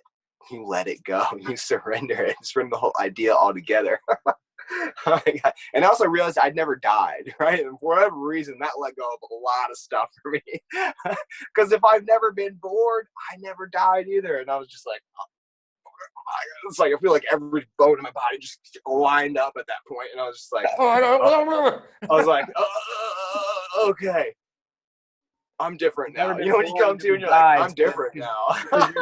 because you just are, right? You've always have been and just are. So you never. That's the beauty. That's the beauty. You come in this hologram of life to experience whatever you want to experience to allow you to evolve, right? Allow your soul to evolve. Yeah. Yeah, and that's the thing. And then you buy into this improvement culture that you've got to do something to polish your conditioning, and then the identities that get wrapped around, let me polish this conditioning, let me improve this human being, get you trapped into the identity that you're a human being, and human beings are gonna suffer no matter what. And on this planet, they're gonna suffer, right? If they're in their conditioning, they're gonna suffer. And so the only way out of suffering is to expand your awareness and rest that awareness in your true self, which is not suffering. That's it. And then it's like doing laundry. It's just be like, all right, cool. Go into your true self, be at peace, and then watch your true self transform your human being just by the fumes that come from it, just the essence that comes from it, right? And that's where change truly happens. Right? When you step out of the suffering, step out of the physical you, which is not truly you. Like people get stuck in the mind. It's like you aren't your thoughts, you aren't your mind. Yeah. If you can every thought's contract consciousness. Yeah. Because if you can sit back and observe your thoughts, then who's observing the thoughts? It can't be you. It's like that's the way you can't be your thoughts, because yourself can hear the thoughts and just be there with the thoughts. So if you are the thoughts, you couldn't understand your thoughts. You couldn't sit back and observe them. And this is times when the thought comes in. I'm like, oh shit! Oh wait, that's not even me. And I started laughing. I'm like, what the fuck? What conditioning is in there that just said that thought? Yeah. Where the hell is that? Because I need to deal with that for a moment and surrender that, because that was pretty freaking fucked up. And it's just some things that just start kind of laughing. There's other things that I still attach to. And it's just that, nope, I want to surrender more. I want to surrender more. I want to surrender more. And where I just, so what you're saying, and this is what I'm getting, is this life, this evolution is a constant surrendering. Am I right? Happy. Yeah. Or and it's not like that surrenders necessarily even an action. It's just it's like grounding or rooting your awareness in your presence, which you can call a surrender. But over time it just becomes natural. It becomes unnatural to come up into your conditioning, and over time your conditioning sort of rounds off and becomes less pointy, and you don't get brought out of your presence anymore, and you don't identify with the human creature. And like when you first start working on your awareness, right? When you start focusing your awareness on what you're doing and how you're acting, and when you first begin the journey, right? At first you got to be really freaking like, oh shit, you got to really focus on it. After a while, it just naturally happens. You're like, oh, well, I just fucked up. Yeah. Or, oh, I just had this feeling of this trigger. And you go, oh, and you catch it without even knowing it. And your awareness is so fast, you catch it and move back quickly without even really, because it becomes that like a habit per se, because you were so high on the consciousness that you're grown so much. It's like it just happens. And I love that. So it's like, you don't have to, you're like, oh, I got to surrender. After a while, it's like, boop, boop, and then you surrender. It's like, almost automatic, where it's like, oh, it's just my state of being now is a state of surrendering. I might pop out briefly, but then I'll go right back in because I'm like, oh, nope, I'm out. And then you go right back. I like that. So, I like that. yeah, humans made suffering a habit. And we have doctrine all based on suffering. Yeah. And they forgot that there's an easy way out. Yeah. They tie it into something else saying, no, this person suffered, so therefore you do. And I'm like, what if he didn't suffer? What if this person didn't suffer? We just think he suffered because we're interpreting his suffering, so therefore we got to suffer. And I lived there for a year. It's like, oh, well, this happened. So then, like, for instance, like, because I came from a religious background, right? It's like, well, Jesus suffered, so why wouldn't you suffer? This is literally what was said to me. That's funny. Like, I had this disconnect, and I was like, that makes no sense. I work with Jesus a lot, and that homie, resistance persists in your conditioned self, and so Jesus lived in a state of surrender, though. After he after he really refined his ego to a point, he just lived in awareness. And from what I perceived, and what he's told me is that he sensed pain, he sensed a lot of negative emotions, but he didn't lose that effortless, joyful bliss and love that he shared with everyone. And that's what was his healing qualities. His radiance was just simply him being that natural self and that radiance. Yeah. And when you're in that natural self, you're not going to leave. You're not going to collaborate with someone else's suffering, or you're not going to pick up even with your own conditioning, right? Like, you're not even going to look at your own thoughts with. It's funny. There's like this elasticity to our thinking because we've glorified it over a period of time as like, who's got the smartest brain, who's got the best identity, who's got like the most powerful sword, when like none of it is really inherent with any power. There's lack behind all those identities. The only way to be happy is just to be in your true self and be in an expanded state that's not narrowly focused. And if miracles want to flow through you, they'll flow through you, and but your happiness is the true miracle. That's it. That's the magic. Trust me, you won't care about happiness, which the happiness you won't care about external. Once you're firmly rooted in bliss, you will not care about your external potency or power in this universe, because all of it was tied to some level of happiness and bliss in the first place, right? And once that's untied, you recognize there's nothing to do, and that's the most beautiful state that you can imagine, is when you don't need to do anything because your happiness is secure. And that's something that I love it. Everyone experiences. This is so fascinating. It's like the human secret. When children are born, they're open. They're in an expanded state. I didn't pick up my conditioning until I was about 1.5, 2, and some children about 3 years old, sometimes even 4 and 5.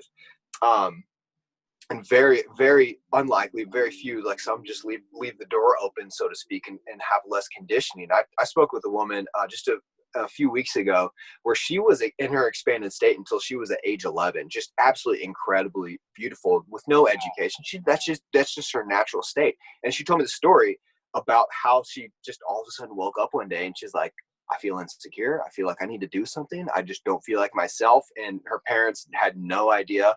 Like, her parents are very awake and very joyful people, which likely created the space for her to really grow up in an unconditioned state, right? But anyway, so it's so fascinating that we've all experienced our effortless bliss and our expanded consciousness like already. Yeah. But we just don't remember. It's like the human secret, right?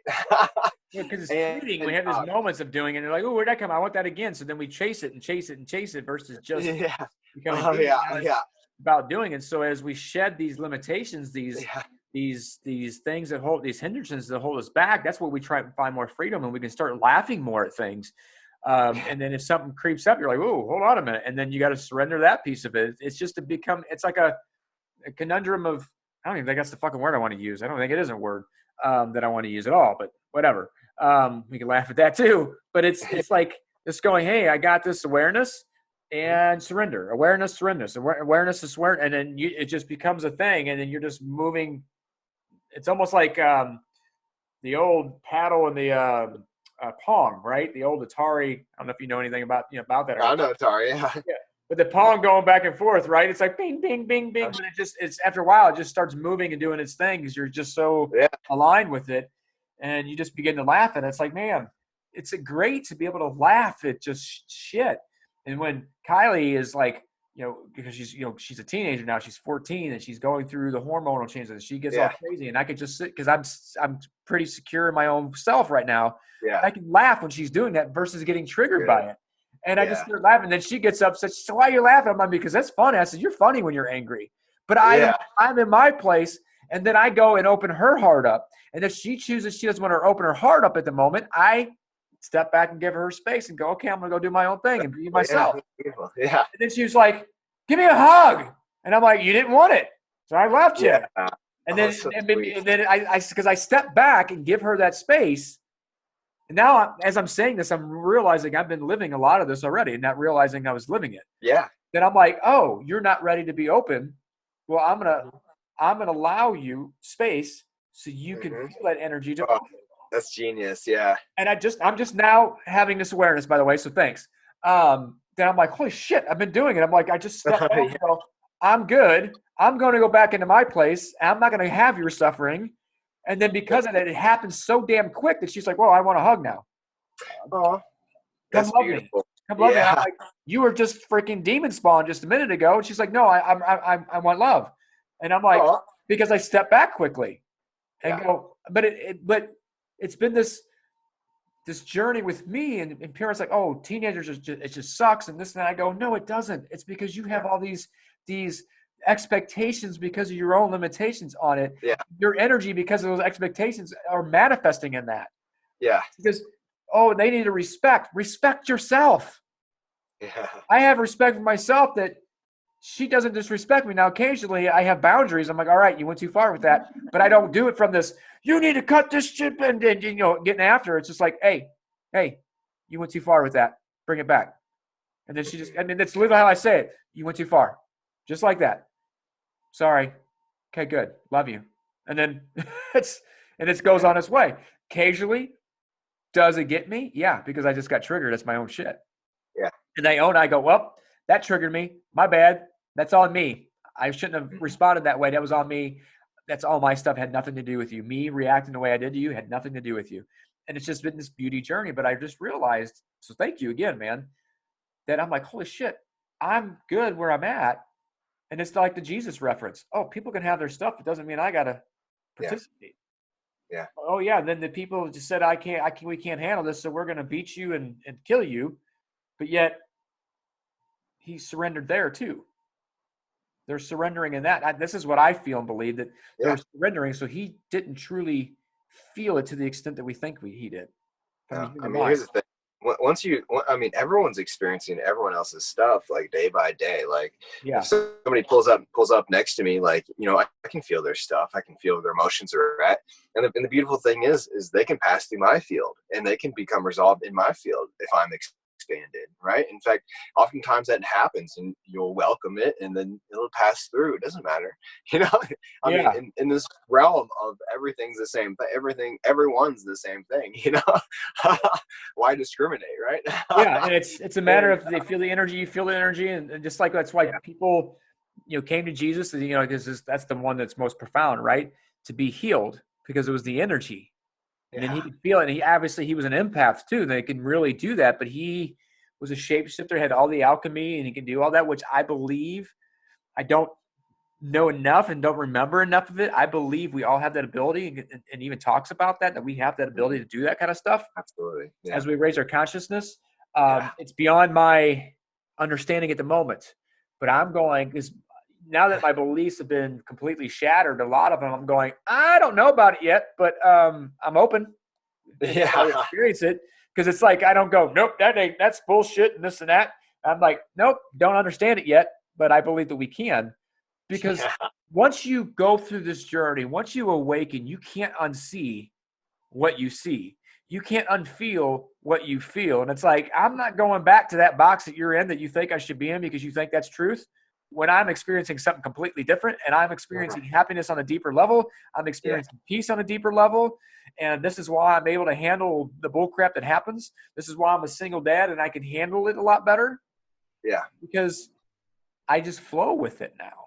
And I'm able to do what I did, but I'm going, holy crap, I've grown so much because I laugh and I have fun because I don't attach to her suffering to open her heart. Yeah. And there's times when she's mad and all of a sudden I get her laughing, bam, her heart's open at that moment. And there's times that she's like getting mad, stop it, stop it, stop it. But she really wants me to continue doing it. But she acts like, you annoying the hell out of me. And I'm like, oh yeah. And I'm like, oh, you got to toot. And I just keep getting up in her face until it opens up, or I realize and feel she doesn't want to be opened right now.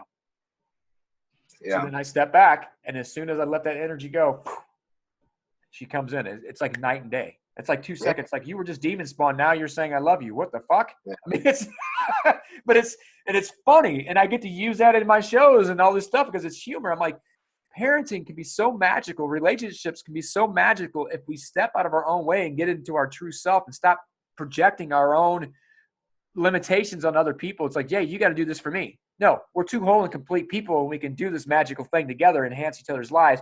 Oh, and by the way, it's not going to be a fairy tale the whole time. I'm going to trigger you because that's going to help you evolve, and you're going to trigger me, and it's going to help me evolve, but you're not going to project shit.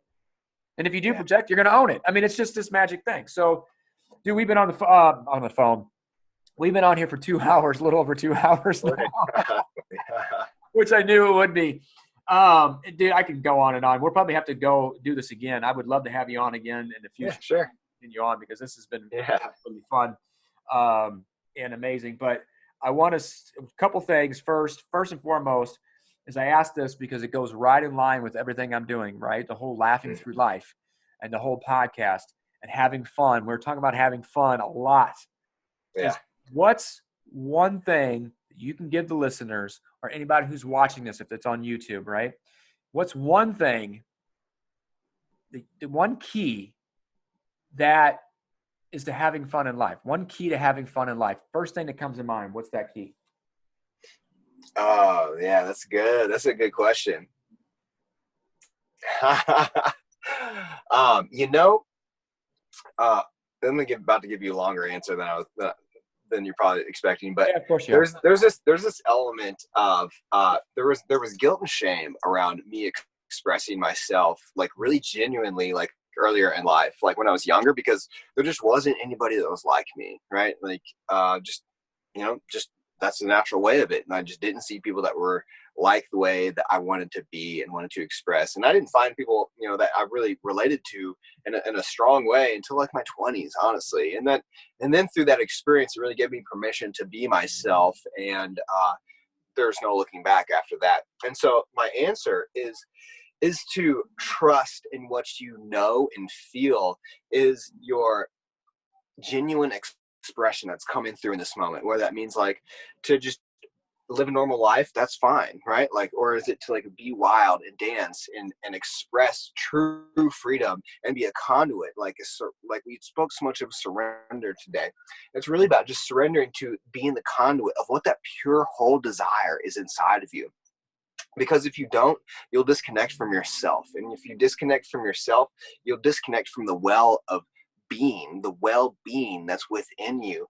And that's where fun comes from, is in that moment of just genuine, pure expression of what's coming through. And you have to be so flexible and malleable, and you are often going to be distinctly different than the people around you. And you could say that takes courage, but it's instantly rewarding. And it does take commitment, because it's going to change. Who you are expressing as is going to change as you move through life. But making that choice to align with that and express and surrender, and there does need to be a commitment to that, is really how you find levity and joy and fun in every experience in life. And you'll have fun at the grocery store because you'll be dancing, you'll be sparking up conversations with strangers. Or you'll just be one of those people that expresses compassion by you being you. And it's in that willingness to just absolutely submit to what's coming through in this moment, and to trust that it's good enough. And guess what? If it's something that's off, you can learn from it. If it's something that might be offensive to somebody, you can learn from it. You can let it be refined. But taking that courageous choice to take risks and to allow your being to express the authentic self every single moment, I believe, is what creates the best business, the best relationships, and the best life for every human being, because when everybody's being themselves, no one's going to be comparing and contrasting and judging what everyone else is doing, because they'll simply be fulfilled. So that's my Dude, I love it. long And answer. no, because you're saying that, I was writing, right? Because you gave me creativity and how I'm going to title this episode, because this is usually how I do it. I get the inspiration, and Okay, cool. Yeah. Is the key to how to have fun in life by surrendering to the full expression of your true self. Into it. That's what just came to me, and I had a bunch of words, so I'm like, nope, because it wasn't fully aligning. I'm like, there it is, got it. Oh, that's funny. I love it. I love it. I was listening at the same time. I'm like, man, this is fucking golden right here. But yeah, it's surrendering to the full expression of your true self. I had some other things, the conduit, and I'm like, no, the conduit doesn't fill in there, and I'm like, nope. And then this came, I'm like, this flows, it aligns with me, I'm good. So good. And I that is key, man. Surrendering from the confinement of all these ego identities to your true self, and living in that place of bliss and happiness and peace. Yeah. And then you can create all of these desires that are you already from the heart, and co-create a magical life that's changing the world and transforming the world from this place of true expression. Because if you feel the reason you're depressed, the reason that you're struggling with bipolar or addiction, is because you are being an expression of what someone else thought you were and what you should be, versus being your true expression of your truest self. Man, it's just freaking flowing through me right now. Woo! Woo! Fucking woo! Surrender to your true self. I have struggled with this my own self, my own depression, because I was trying to be something that I wasn't to everybody else. Even in business, I was trying to be a coach, because that's what everybody does. That's how everybody's supposed to be. Oh, I'm an empath. I got to do it this way. No, I do it the Tony freaking Fonte way. Laugh through life, comedy and humor. That's in my true essence, and that's why I find peace, even though I found resistance in the beginning. This is all still new. Everybody's a wild card. Everybody's a wild card, and every moment is spontaneous. Yes. And so you have to be in a state of surrender in order to allow that expression to come through you, right? Because it's going to be something different. It's going to be something radiant. It's going to be something that calls you to be courageous, because it's something that's never been done before. But over time, you recognize the levity and the fulfillment and the joy that it brings, and that's a happy life right there. And that's where true potency come from, right? Like when you're in the space of certainty of who you are, you're unfuckwithable. Like nothing can touch you, because you don't need outside appreciation. You don't need outside love. Everything that you need is simply flowing through you. And that's how life works. Everything flows past you. You can't hold on to anything, because it's transient. It just simply changes. You can only allow it to move through you and come through you, and to surrender to that motion, that elements and that are in motion in life, and to allow it to just mold and shape how it wants to shape our expression. And it's going to be a good one. Love it, man. You'll find the right people, you'll find the right places, you'll find the right business, you'll find everything in that. It'll flow, and you'll continue to evolve. But just know that every experience that you're going right now, even if it's not flowing the way you desire it to, that if something falls short, it's still being used to get you to the next step. And even the things that I'm like, I'm being diffused, it still helped me get to this point. I had to go through an experience what I didn't want to know that this is where I'm supposed to be. And this spiritual, and someone goes, I've never heard that before. And I said, I only know one other person using it. And I said, but that's just where I am, using the spiritual truth of who we are and this awareness, and using comedy to break it all up and make it light of the seriousness of it, and have fun to break cycles. It should be fun. So let's do that. All right. Awesome. So how do people reach out to you if they want to connect with you, learn more about your mentoring, your masterminds, the clearing, all of that? How do they reach out to you? Yeah, probably number one way is through Facebook, or just my name, Andrew Tansil, and reaching out to me directly through that. And I'm also on all the social medias, Instagram, YouTube. I've got my website. It's andrewtansil.com. And that's it. I'm pretty easy to find, baby. Beautiful. Love it. All right, I'll have all this in the show notes as well. People, man, my freaking wizard hat hitting the mic over here. Yeah. I'm growing. I'm expanding over here. It's hitting everything. Gorgeous. Yeah. I just did it again. I can't. What the hell's going on? I'll have all this in the show notes and make it easy for anybody to connect with, so they can have the links right to it. Dude, brother, thanks, man. You've enlightened my life. Shared some great wisdom with me to let me. You helped me see some more awareness that I wasn't aware of, that I was already doing. in this whole surrendering piece and had no idea I was doing it. So thanks for that. Thanks for sharing. Definitely will have you on again. We'll love that. Appreciate it all. Everybody, see you on the next episode. Until the next one, make sure you're having a ton of fun every single day. Peace.